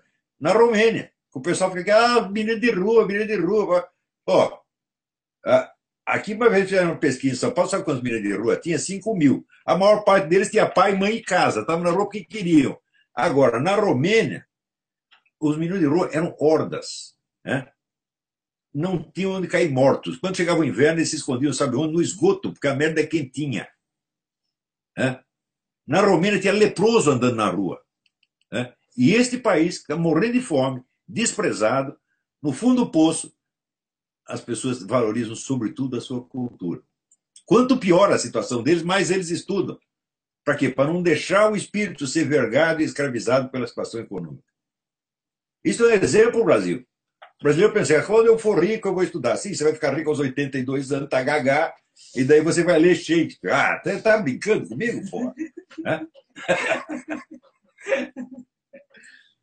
Interessante isso. E algumas pessoas, o senhor falou do aproveitamento da viagem, né? E tem gente que não tem essa visão, justamente também por não ter uma formação que a capacite a enxergar o humano, né? Aquilo que o senhor estava falando também para entender a história da literatura, o senhor citou o Northrop Frye, que eu aprendi até lendo livros do senhor, que ele define a altura dos personagens, né? Tem aquele que está abaixo da situação, aquele medíocre, que está no mesmo nível que todos, o que está acima, aquele que é um profeta, que tem algum contato com a divindade, aquele que é o próprio Deus. Então, conhecer também essa estrutura de personagens na literatura facilita para enxergar a realidade histórica e a realidade que está diante dos nossos olhos. Existem, sim, homens superiores, existem homens medíocres, existe aquele que não entende nada, apanha de todos os lados, ou se acontece algo bom, é sorte. Um grande homem como José Bonifácio, ou Mário Ferreira dos Santos. Né? É simples, a nossa literatura está toda ou no nível imitativo baixo, que chama o Northrop Frye, ou no nível irônico. Quer dizer, ou o personagem é apenas uma pessoa medíocre, igual a qualquer um, ou está abaixo do medíocre, é um incapaz. Praticamente toda a nossa literatura, inclusive a melhor literatura, só trata disso. Se você pegar Machado de Assis inteiro, o único sujeito que ele se levanta um pouquinho acima da média é o Conselheiro Aires, que, mesmo assim, é só um observador muito discreto e não se mete em nada para não levar porrada. O resto é tudo um bando de medíocre ou idiota. Nossa literatura é quase toda assim. Não é isso? Então, às vezes tem um sujeito que é um pouquinho mais inteligente, mas ele é louco. Que nem o Luiz da Silva da Angústia. Né? Ele é um cara de uma certa cultura, mas ele é completamente doido, biruta, é um assassino. Né? No São Bernardo tem a mulher do Paulo Honório, é uma pessoa de uma certa cultura relativa, mas não aguenta o tranco e se suicida, porra. Né? Então, a nossa literatura não prepara o imaginário popular para conceber a grandeza. Daí a importância fundamental de você revelar histórias como a do Zé Bonifácio. É importante não só fazer um filme sobre o Zé Bonifácio, mas fazer 500 peças de teatro. Não é isso? Quer dizer, o conflito entre o Zé Bonifácio e Dom Pedro I. É um tema teatral maravilhoso. Não é isso? As disputas de fronteiras que houve mais tarde no Brasil, com o Barão do Rio Branco. Você não tem um filme sobre isso. Você vê, quem inventou o Brasil, quem estruturou o Brasil foi o Zé Bonifácio, mas quem começou foi Dom João VI. Não é isso? Quantos filmes fizeram sobre Dom João VI? Só um. E um gozando da cara dele. E, ora, se houvesse 200 filmes glorificando o cara, seria inteiramente justo fazer também uma sátira. Né? Como aqui o pessoal faz. Depois de glorificar Abraham Lincoln e 200 filmes, faz uma sátira. Mas se o único filme que tem é sátira, então você perdeu a diferença, perdeu o senso da diferença entre a grandeza da realidade e a mesquinharia da sua própria imaginação. Esse comentário coaduna com o que eu falei no início, porque dizem que o ensino é só focado na Europa, mas se pergunta quais foram os reis portugueses, né, que estiveram aqui à frente do Brasil na época anterior à independência. Só sabem falar do João VI. Não sabem. E quando falo do João VI, é aquela imagem do gordo que só come coxinha, não toma banho, não troca camisa. São só essas coisas que sabem. Olha, eu sei que Napoleão morreu dizendo: quem ferrou comigo foi aquele português. Você isso que eu nós é que somos inteligentes, né? O cara que na fuga, fugindo, os franceses já estavam lá, ele faz questão de empacotar os livros e trazer a biblioteca toda. Ele é colocado como um imbecil. E depois, não, a mulher dele era louca. Escuta, a mulher de Abraham Lincoln também era louca, ninguém fala nada por causa disso. Então, isso fica muito claro que há um desrespeito em relação à relação, né, Brasil-Portugal, e no caso do Dom João VI, uma grande incompreensão mesmo, concordo com o senhor, porque ele tinha um intermediário aí, que era o Conde Linhares, que era amigo do José Bonifácio e amigo do Dom João VI. Então, o projeto do José Bonifácio está muito entrosado com o que queria fazer Dom João VI. Você imagina o que seria hoje? O pessoal fala, o que seria hoje, vamos dizer, um império tricontinental, Brasil, Portugal e África? Isso é. O que seríamos hoje? Né? Uma potência, meu Deus do céu. Isso quer dizer que, em grande parte, a independência foi um erro. E as consequências desse erro, o Zé Bonifácio quis consertar. De maneira que o Brasil não perdesse essa amplitude internacional. Agora, depois, quando chega no movimento modernista de 22, vamos cortar os laços com Portugal. Acabaram de cortar os laços com Portugal e criaram um laço com a França. E mais tarde com os Estados Unidos. Eu digo, mas espera aí, em 1922 nós estávamos sofrendo com o imperialismo português? É isso? E os caras estavam um século atrasados, meu Deus do céu. Né? Então, veja, essa necessidade de amesquinhar e de diminuir os grandes homens e os grandes valores é uma tentação demoníaca do ser humano. Que ele sabe que é um medíocre, ele sabe que não é nada, ele quer que tudo esteja na altura dele. Não admite que ninguém esteja acima dele. Por exemplo, você me pergunta, né, quem é o maior pensador do Brasil? É você? Fala, não, Mário Ferreira dos Santos. Eu não posso competir com o Mário, jamais, nem quero. Eu só posso aprender com ele. Eu adoro o Mário Ferreira. Tudo que eu aprendi com ele. E o que eu não aprendi ainda vou aprender. Tá certo? Então, a admiração é uma coisa fundamental. Thomas Mann, uma vez convidado a dar um conselho à juventude alemã, ele disse: não percam jamais o sentido da veneração. Ele não está falando da adoração, que é só para Deus. Mas veneração é para valores, para homens de valor. Não é isso?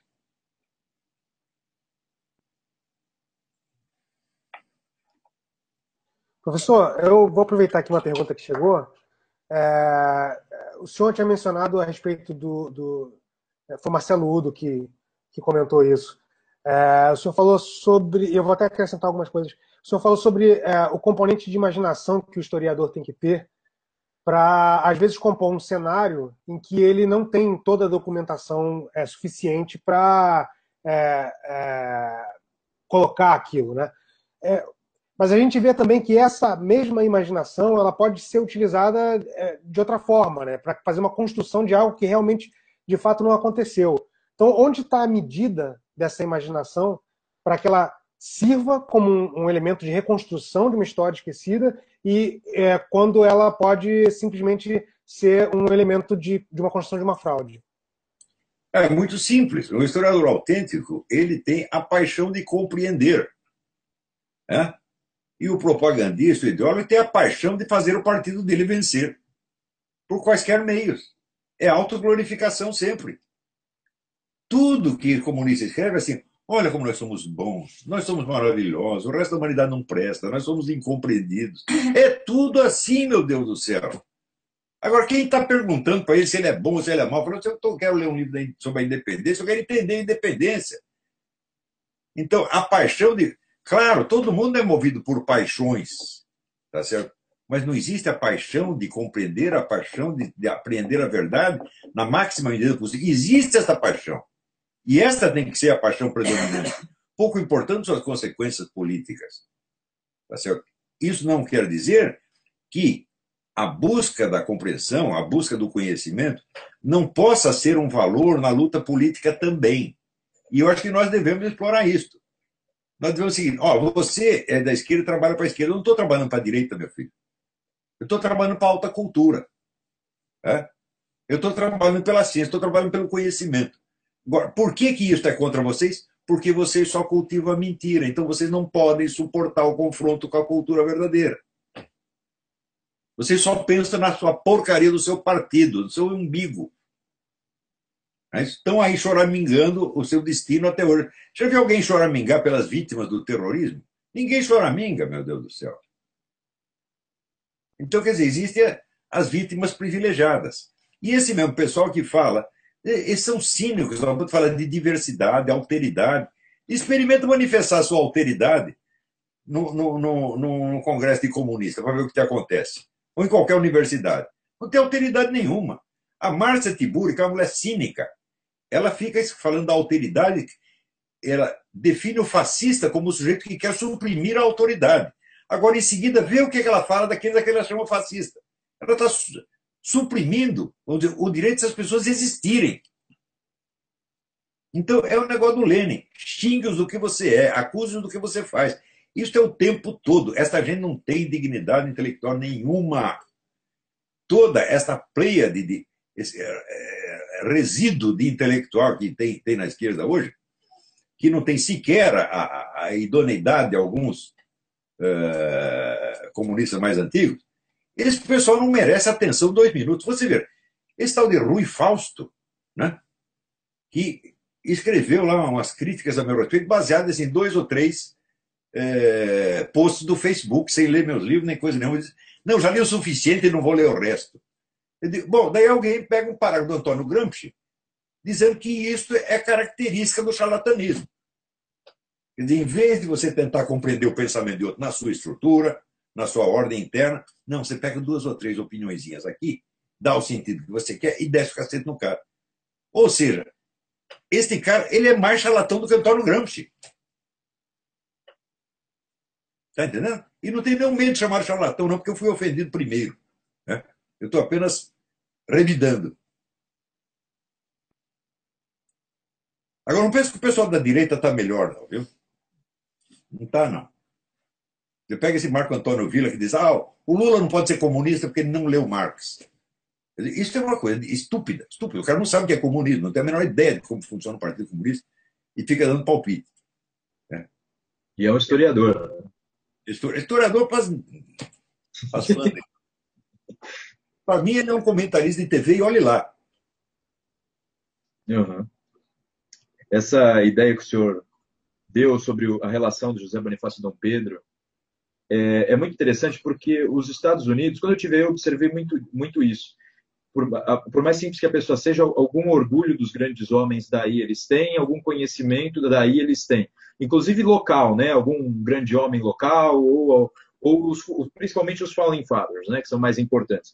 Mas, e aí tem uma rivalidade muito grande entre o John Adams e o Thomas Jefferson, que deu muito o que falar, né? Eles ficaram 10 anos brigados, um falava mal do outro, o Thomas Jefferson espalhou mentiras a respeito dele, brigaram muito, depois restabeleceram contato. Eu tenho aqui a coleção de cartas que eles trocaram depois, de uma riqueza, eles estão reinterpretando tudo que eles fizeram, trocando ideias sobre livros que eles estão lendo, aquilo é maravilhoso. E aí, no caso aqui, nós temos também duas grandes personalidades, José Bonifácio e Dom Pedro, que tiveram, assim, por um momento, o Dom Pedro I dedicava essa veneração ao José Bonifácio, porque ele reconhecia, ele não teve educação europeia, nem nada, mas ele era muito inteligente, por mais que falem que não, ele era muito inteligente.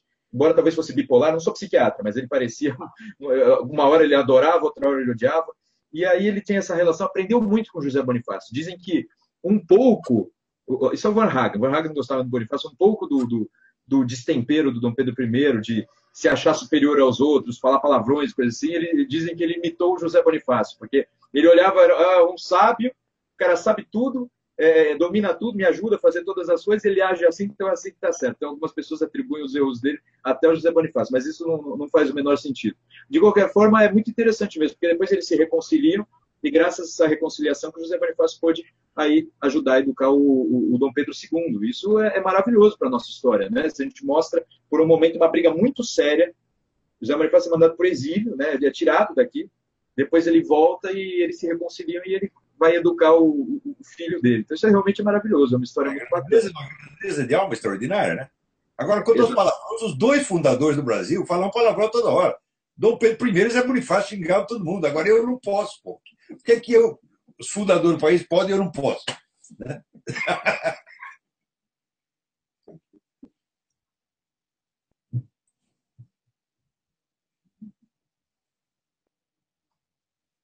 Então, você vê no Zé Bonifácio e em outros personagens, você vê não apenas a grandeza da inteligência, do intelecto e da dizer, a previsão histórica de longo prazo, você vê essa grandeza de alma que as pessoas hoje não têm de jeito nenhum.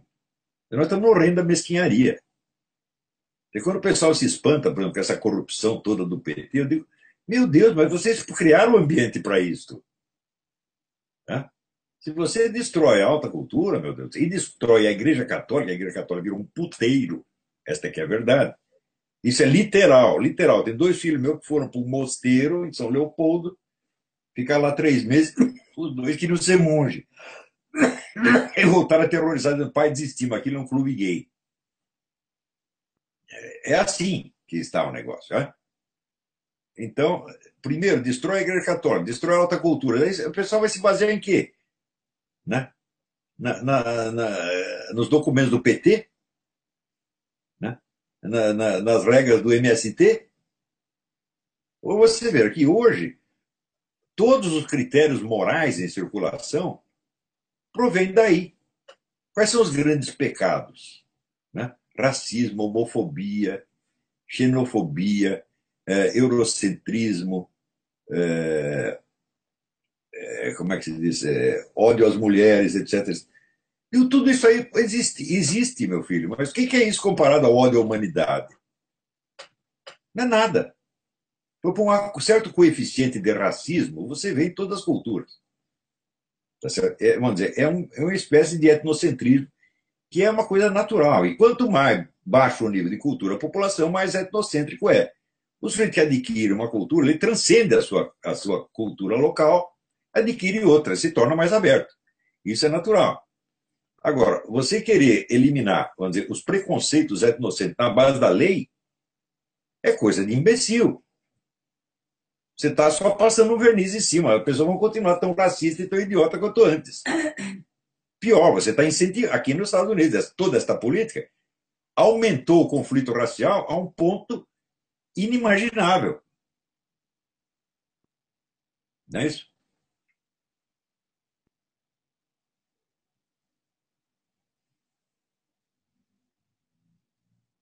Rafael, tem alguma pergunta aí para passar para o professor? Eu acho que nós já fomos longe demais, não fomos, não? Rafael?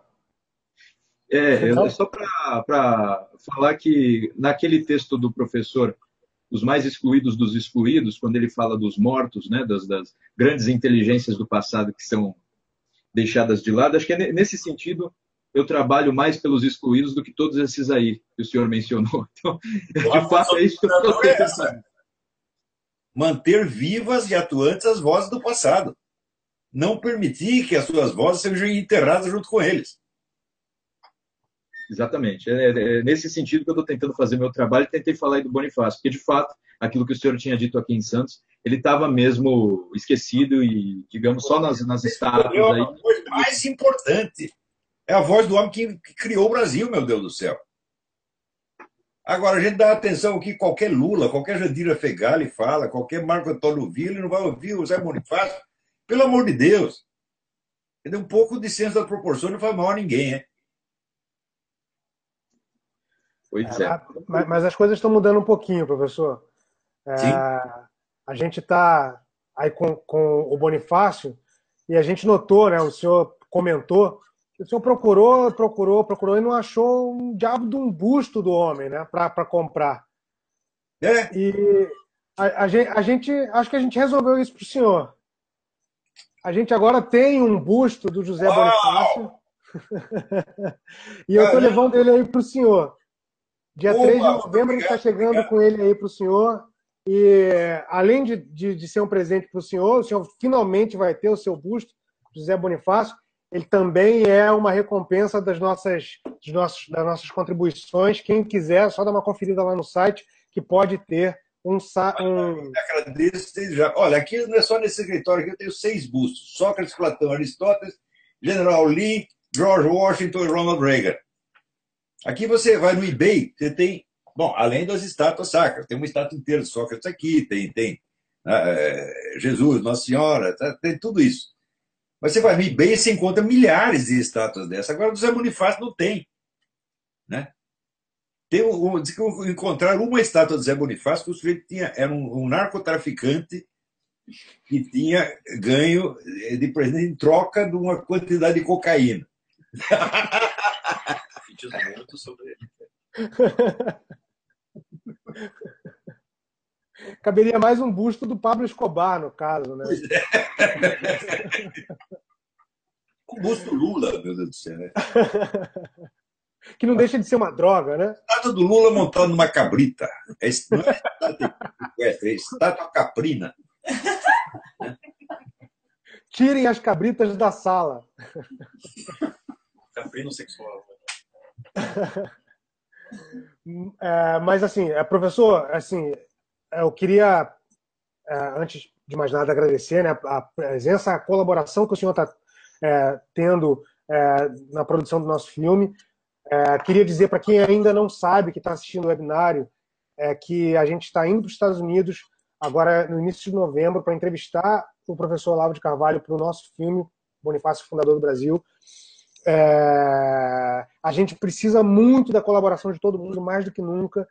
É muito difícil a gente conseguir manter uma campanha num nível alto de arrecadação. A gente tem picos, né, de arrecadação. Um evento como esse, ele ajuda muito a gente a ganhar visibilidade, ter uma arrecadação satisfatória, mas são picos, né? E a gente tem uma meta... Mas ótimo. eu vou usar o link da sua página para fazer contribuição desde aqui. Eu preciso de uma conta bancária. Manda para mim o número da conta. Tá joia. Só vamos contribuir, pois aí é o empreendimento cultural mais importante do ano. Né? Fica dando dinheiro para vagabundo aí, uma coisa boa, vocês têm que ajudar, porra. Né? Olha, o pessoal diz assim: o Olavo quis criar um movimento de direita. Movimento de direita, o caralho. Eu quero criar uma pleia de gênios. A nossa preocupação está infinitamente acima dessa coisinha de a briguinha da direita nacional com essa esquerda nacional, que isso é tudo um bando de vagabundo. Né?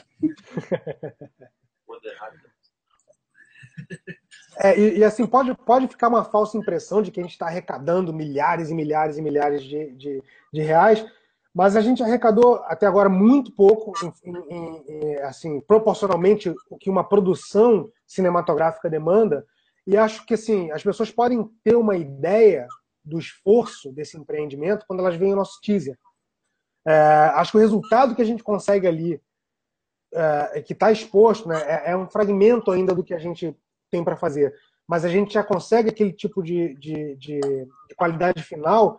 Acho que aquele é um exemplo do que a gente pode fazer arrecadando o que a gente planeja arrecadar e que ainda assim é uma fração daquilo que normalmente as pessoas conseguem para fazer filmes como a Carlota Joaquina, a Olga e coisas do gênero.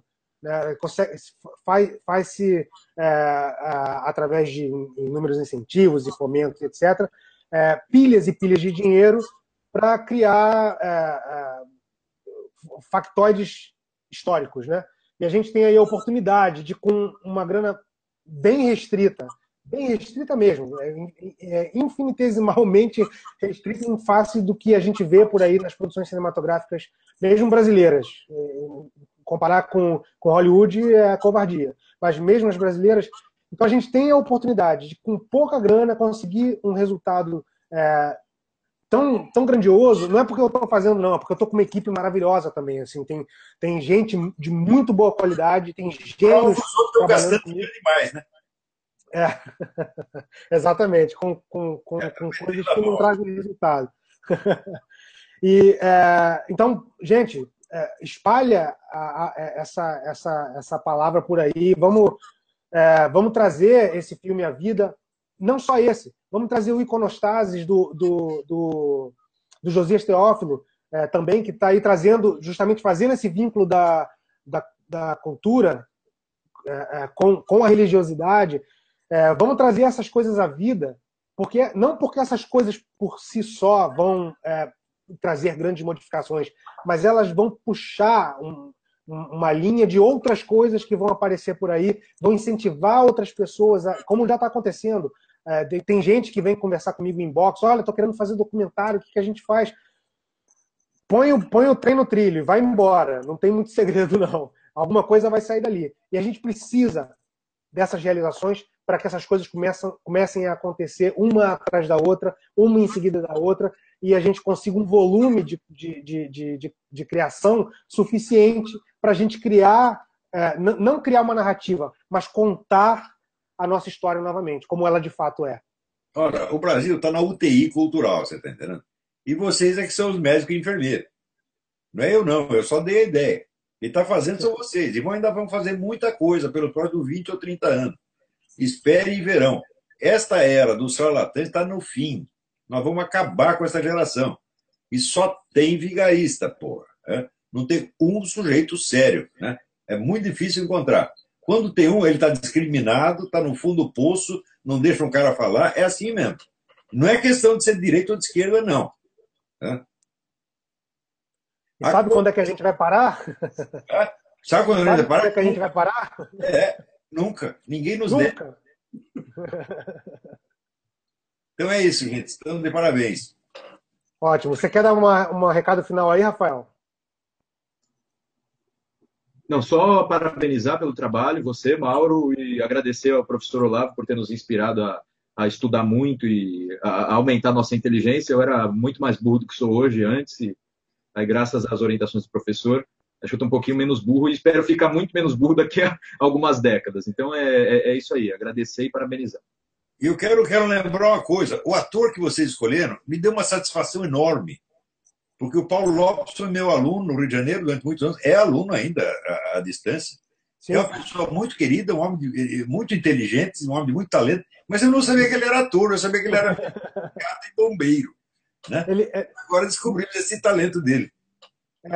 Nós chamamos ele justamente por isso, porque numa das nossas conversas, ele participa do nosso grupo aqui do Rio de Janeiro, né, de estudo, e numa das nossas conversas ele falou que ele tinha essa vontade juvenil de um dia atuar.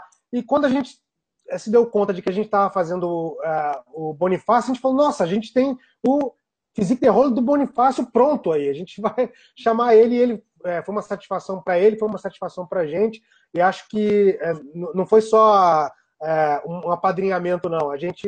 Ele está colaborando muito com o filme, não só com a figura, né, dele, que é muito semelhante, né, do José Bonifácio, mas como em atuação também. Ele é um bom ator, um excelente ator. Excelente, maravilha, maravilha. Então, só para terminar, eu tive mais uma coisinha. Quando eu visitei a Argentina, Uruguai, inclusive os Estados Unidos, tanto tem um busto do Thomas Jefferson aqui, do José Bonifácio não. Terá. Todos sabiam, na Argentina, no Uruguai, nos Estados Unidos. Eu tenho interesse pela América Latina, eu tenho interesse pela história da Revolução Americana, tenho falado, escrito sobre isso. E eu vejo juventude comum, assim, de qualquer curso, não é só quem estuda história, de qualquer curso, pessoas comuns que não cursam a universidade, conhecem os grandes homens da sua história. E isso parece que no Brasil é muito mais grave do que nesses países que eu mencionei. Por mais que o buraco econômico seja parecido, no caso de Argentina, mas eles conhecem, a juventude sabe quem são os grandes nomes, eles têm essa veneração de que o professor falou. E no Brasil é mais grave, aqui ninguém tem. Você vai ver, veja a população de Cuba, meu Deus do céu. Os caras estão comendo rato na rua. São pessoas mais cultas que os brasileiros. É um negócio incrível, porra. Então isso a gente está aí tentando remediar. É isso aí, vamos em frente, gente.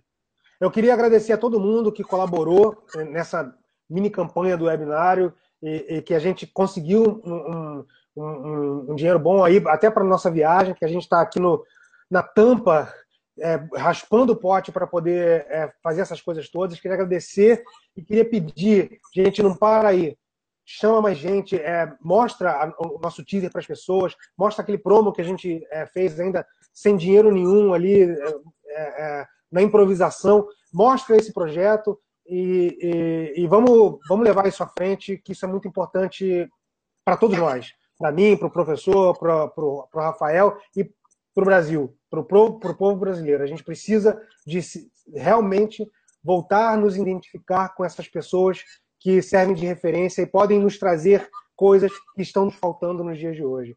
Muito obrigado, professor, muito obrigado, Rafael. Boa noite a todos e até breve. Se Deus quiser.